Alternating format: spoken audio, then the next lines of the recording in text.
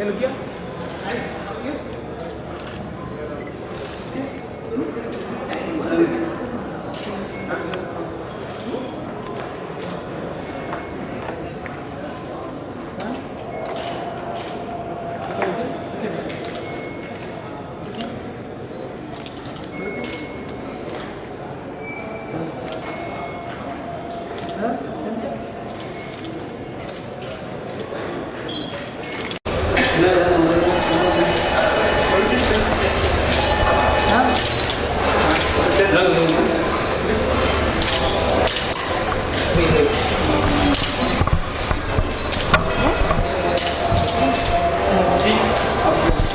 Last one.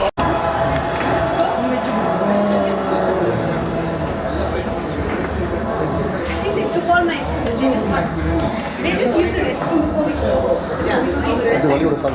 It's down here.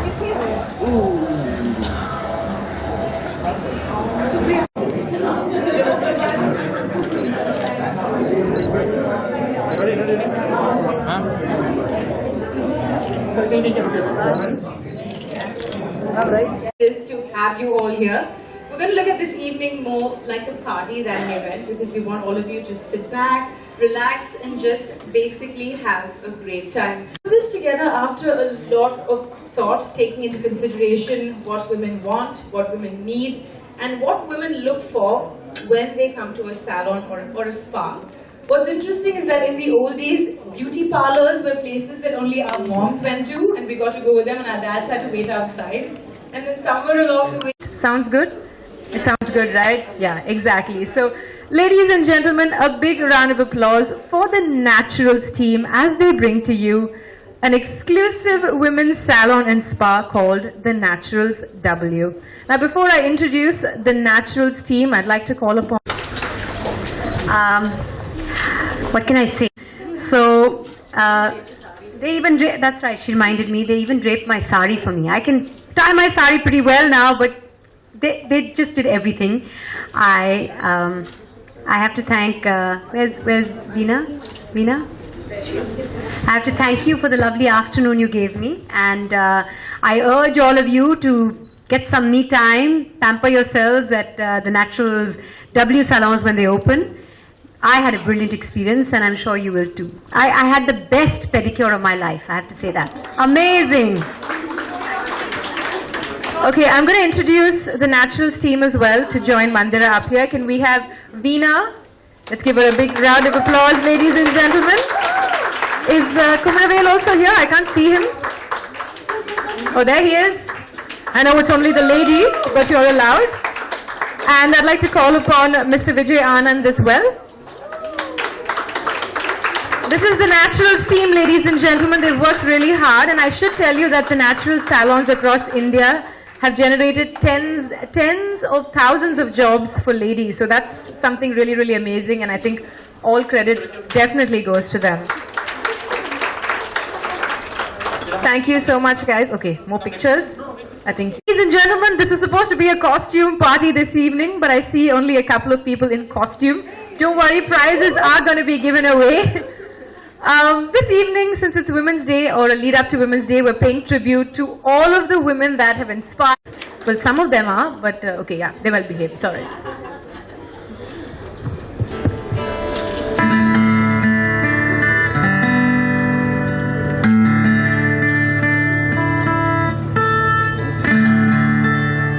Hi, good evening. It's an honor to be playing in front of such a beautiful audience. Thank you for inviting me here.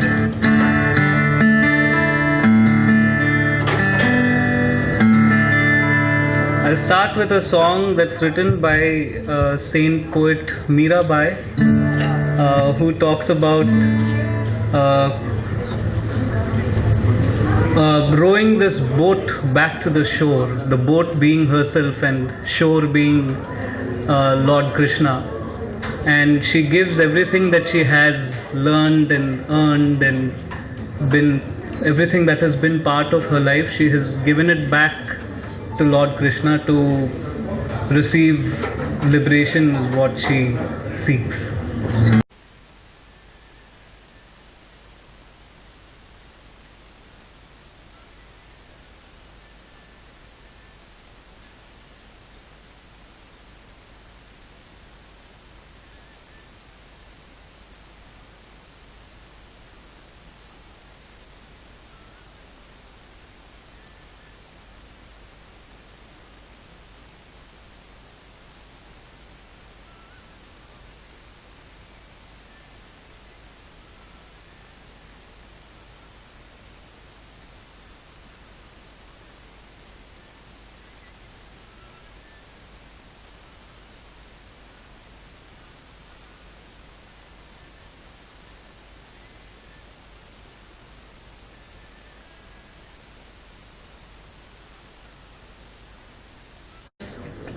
I think,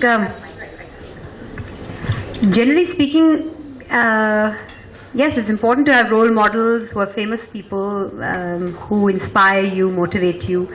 But I don't think you have to go very far from home to find a good role model. In my case, it's my mother. I fight with her a lot. Let's not, lie about that. As do we all. As do we all. We all fight with our moms. And I think Mother's Day is also somewhere, one of these Sundays coming up.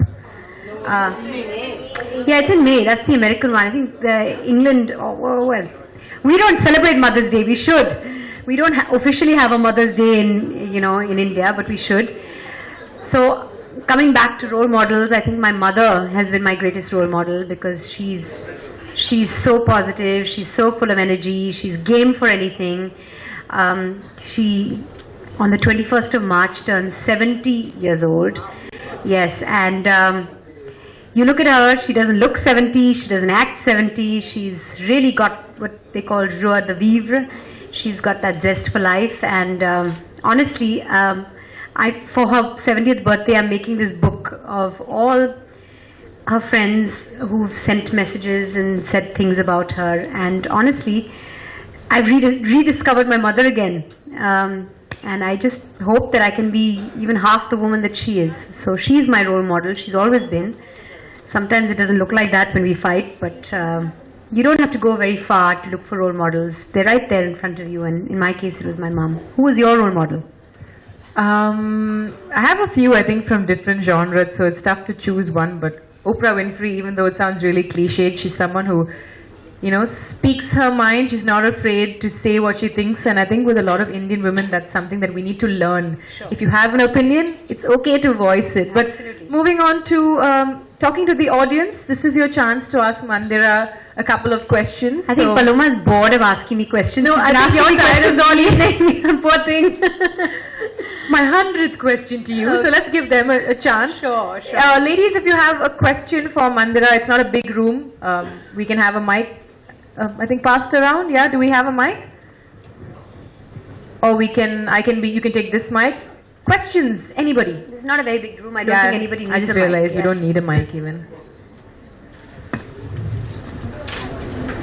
Silence. I know, right? Okay. Go ahead. Hi, Mandira. I wanted to ask you, how do you feel the role of women has changed in India in the last 10 to 5 years?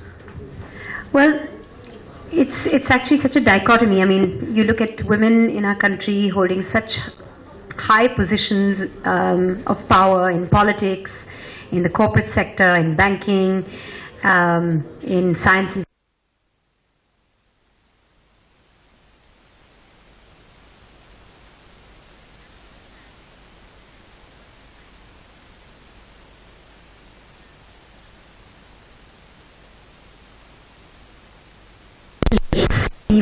even with husband and wife, we've got a long way to go. A majority of our population, women are not treated as equals. And yes, Women's Day is all very well, but I think more than quotas, women are really in our country treated as equals. So we have a long way to go. How has it changed over the last 5 years? Very, very slowly.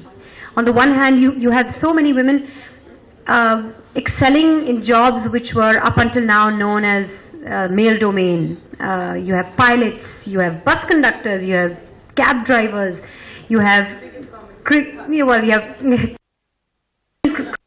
so well. But on the other hand, a majority of our population, you have women not even treated as equals. I mean, clearly not treated as equals, and that's.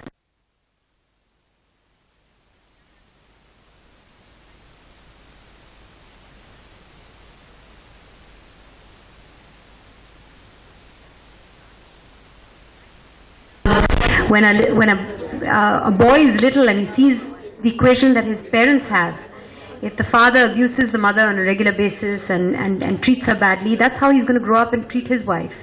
So it's got to start from an earlier age, and people from the media, I think it's their responsibility.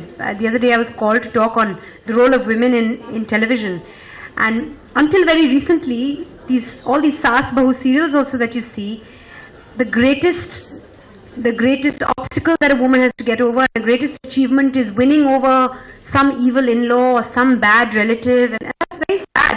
And a woman who works and forges a career and a independent person, television have to, they say, you should.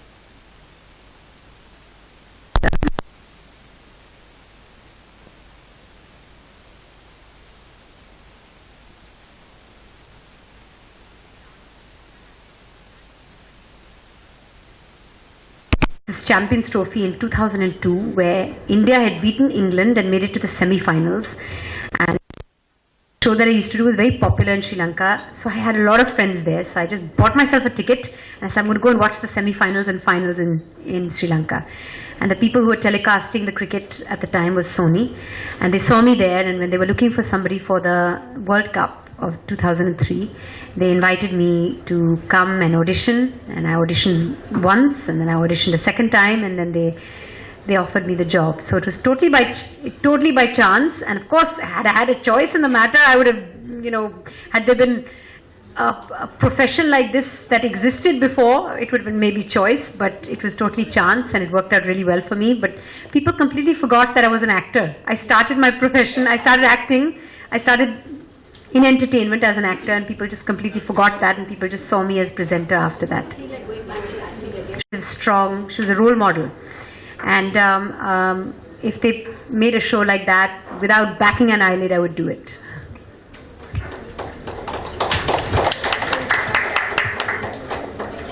Yes, you want to ask something? Okay, all right. Anyone on this side?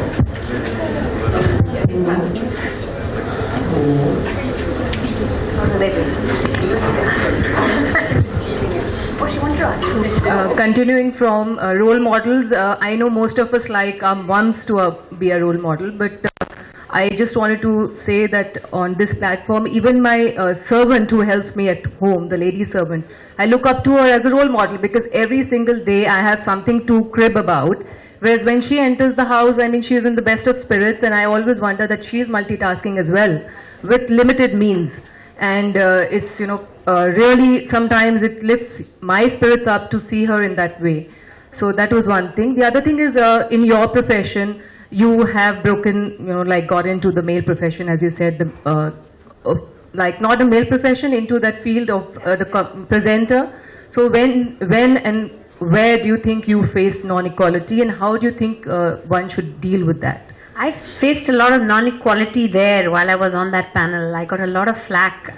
I was far away. I was in South Africa, and people kept me away from all the crazy things and horrible things people were writing about me. They were like, what is she hearing about? Airhead. They called me an airhead and a bimbo and a dummy, and what is she doing sitting on that panel talking about something she knows nothing about.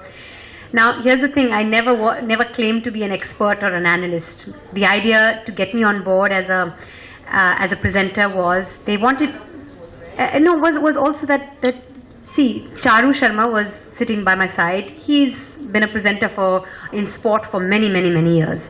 So the idea to get me on board was, they wanted to involve the woman viewer as well. So up until now, men watch cricket, and that pre and post and mid show, men used to watch that.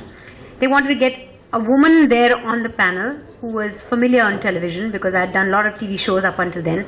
So women can relate to this woman who's sitting on that panel, and nobody briefed me. Nobody said, this is the question you ask, or this is what you have to talk about. They just gave me free rein. So I asked the question that all of you had.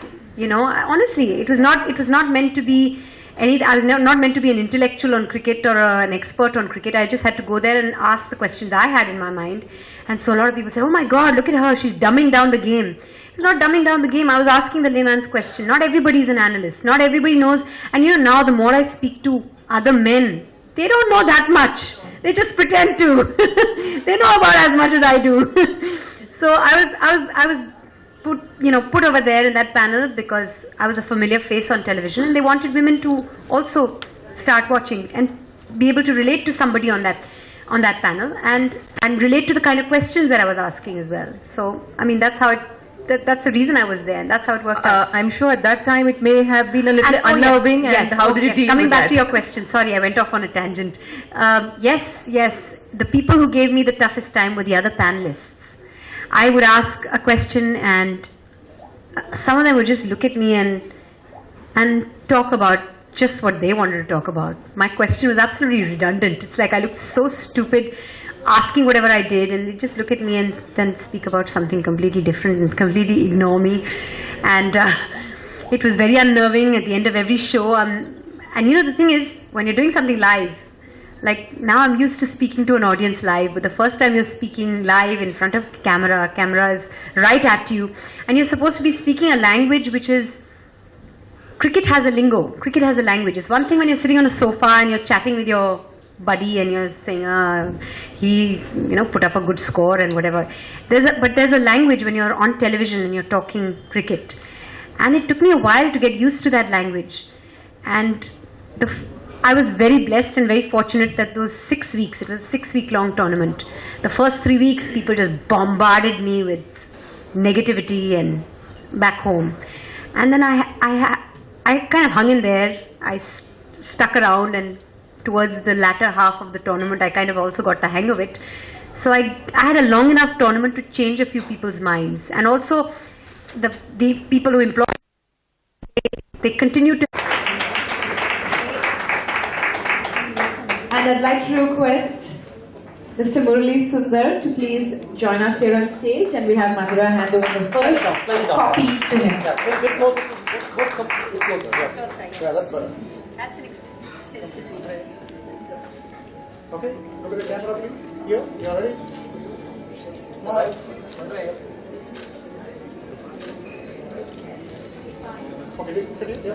Veena, look at the camera, please.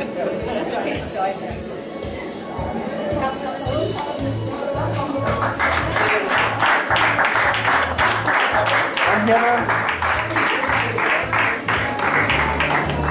Murali, would you say? One minute. Let the Can you all look at the camera here, please? You ready? Smile.